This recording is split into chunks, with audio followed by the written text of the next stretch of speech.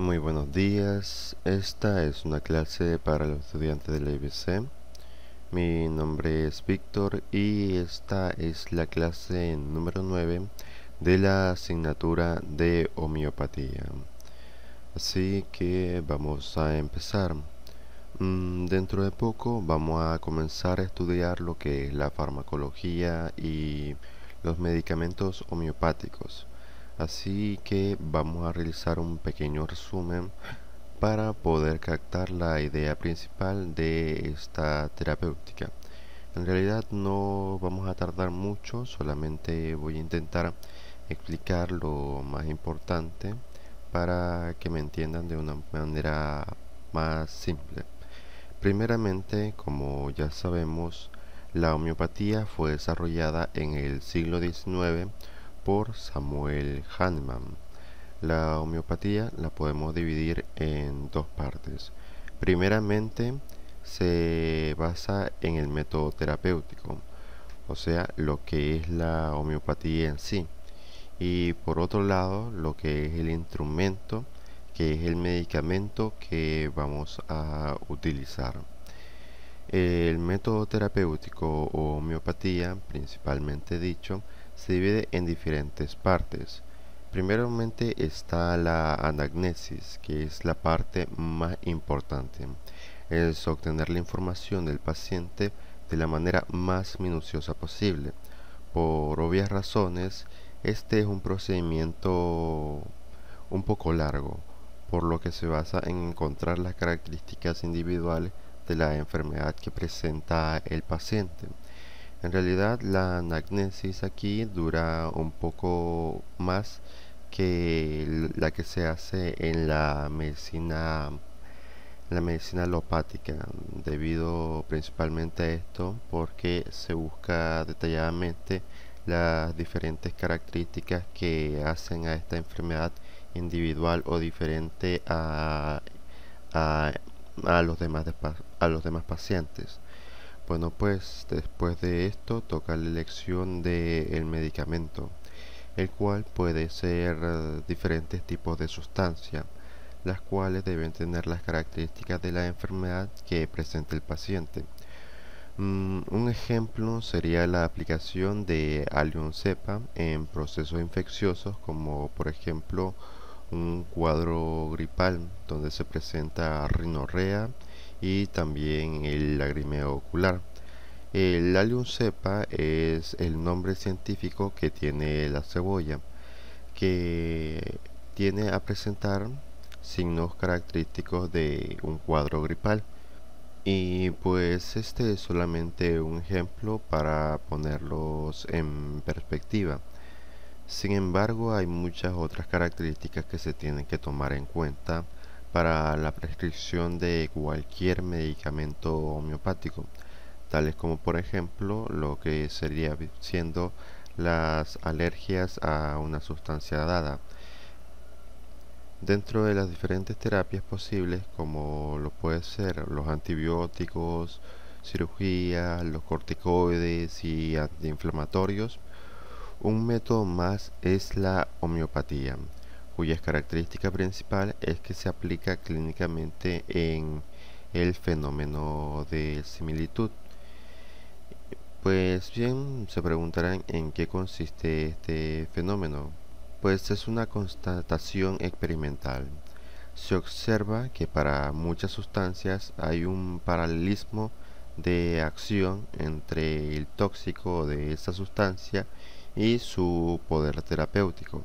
Es decir, que hay sustancias que en dosis elevada pueden provocar en las personas sanas una enfermedad o la aparición de una enfermedad, por así decirlo. Y esa misma sustancia, pero en dosis más pequeña y administrada en personas enfermas, tiene propiedades terapéuticas. En esto hay que entender que estas sustancias tienen que ser diluidas, debido a que si bien el Allium cepa, así como algunas otras plantas utilizadas en la homeopatía, no tienen una repercusión negativa en el estado de salud del paciente, Hay otras sustancias que son altamente tóxicas, estas sí las tienen, y que si no se manejan con cuidado y son administradas a una persona, se puede presentar repercusiones en la salud de esta e incluso puede empeorar el cuadro clínico de nuestro paciente. Debido a esto hay que realizar diluciones de esta sustancia. Estas se pueden realizar con lo que es el agua o alcohol, aunque también suele utilizarse lo que es una sustancia hidroalcohólica, que es una mezcla entre agua y alcohol, y pues esta se aplica en particular a los extractos o las tinturas obtenidas de las plantas. Hay que entender algo, que las sustancias utilizadas en la homeopatía pueden ser cualquier elemento, los cuales pueden producir síntomas que pueda presentar la enfermedad. Muchas veces en la homeopatía se utilizan las tinturas madres, que es un compuesto de sustancias ya sea tóxicas o no, el cual está concentrada la sustancia. Así, la sustancia, la tintura y el diluyente son los materiales principales en la práctica homeopática. Se toma la sustancia para hacerla más concentrada, pero quiere decir que su efecto son mucho mayores a la sustancia por sí misma. O sea, si la sustancia es tóxica, la tintura por sí sola es mucho más peligrosa. Esta se diluye en cierta escala. De esta forma disminuyen los efectos adversos que presenta, pero se mantiene la sustancia medicinal que se necesita para contrarrestar la enfermedad del paciente. Este fenómeno de similitud no es exclusivo de la homeopatía. Se utiliza mucho en la farmacología y podemos pensar en los digitálicos. La planta digitalis es una planta que potencialmente es venenosa y se utiliza en medicina. Sus efectos se deben al contenido de numerosos compuestos que se denominan genéricamente como glicósidos cardíacos, los cuales tienen una estructura común esteroidal unida a una lactona y a un azúcar. Existen en la actualidad más de 300 derivados de los digitálicos, y los más usuales en la actualidad son digitoxina, que es obtenida de la planta Digitalis purpurea, que es esta que estamos viendo, y la digoxina, que es de la Digitalis latana, que es la que estamos viendo en estos momentos, y lo que es la lanatocido C. En homeopatía, la función de las dosis que utilizamos tiene un efecto en su contrario. Lo que ocurre con la homeopatía es que esto lo utilizamos de una manera sistemática. Entonces, el método terapéutico consiste en administrar a los pacientes medicamentos que cumplan con este principio de similitud. Los medicamentos homeopáticos son en general utilizados en cualquier tipo de paciente. Desde el punto de vista de farmacia, el farmacéutico puede atender todo lo que son los síndromes menores. Y para estos problemas, la mayoría de los medicamentos homeopáticos podrían ser muy útiles y eficaces. Con respecto a qué tipo de patología puede ser tratada con la homeopatía, son los problemas más usuales, por ejemplo, patologías gripales, catarros, toses, los dolores de garganta y también trastornos digestivos.